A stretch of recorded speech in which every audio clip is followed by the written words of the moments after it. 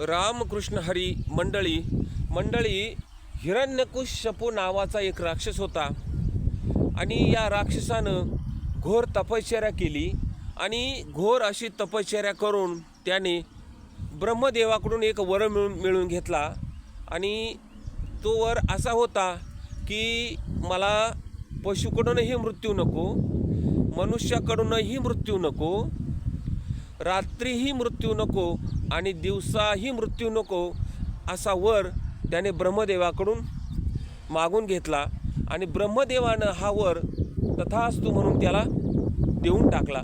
पण या वरामुळं असं झालं की हा जो हिरण्यकशिपू नावाचा राक्षस होता याला गर्व झाला, अहंकार झाला, हा लोकांचा छळ करू लागला, त्रास देऊ लागला, आपल्या राज्यात कुणीही देवाचं नाव घेऊ नये असं त्याला वाटू लागलं। परंतु त्याचा भक्त प्रल्हाद नावाचा एक मुलगा होता आणि हा मुलगा अगदी निस्सीम असा विष्णू भक्त होता। हा भगवान विष्णूंचं नामस्मरण करायचा आणि हे जे नामस्मरण करत होता ही या हिरण्यकशिपूला आवडत नव्हतं। प्रल्हादाचा राग यायचा। हिरण्यकशिपू प्रल्हादाला खूप मारायचा, त्रास द्यायचा, छळ करायचा की तू भगवान विष्णूंचं नाव घेऊ नको।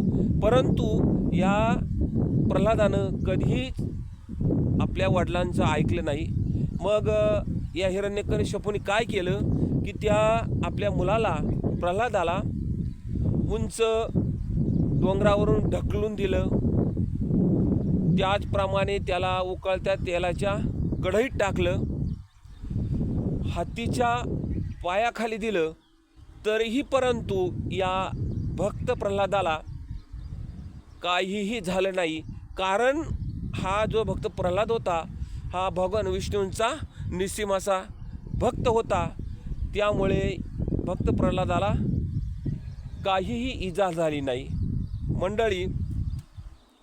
मंडळी तुकाराम महाराज म्हणतात की आम्ही विष्णुदासी देव ध्यावा चित्ते, आम्ही विष्णुदासी देव ध्यावा चित्ते, होणार ते होते प्रारब्धे।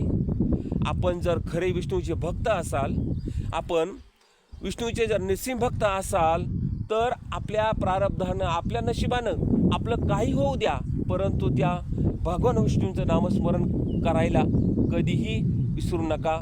मंडळी, आपल्याला जर असेच नवनवीन व्हिडिओ, पारमार्थिक धार्मिक व्हिडिओ पाहिजे असतील तर कृपया माझ्या चॅनलला सबस्क्राईब करा। धन्यवाद।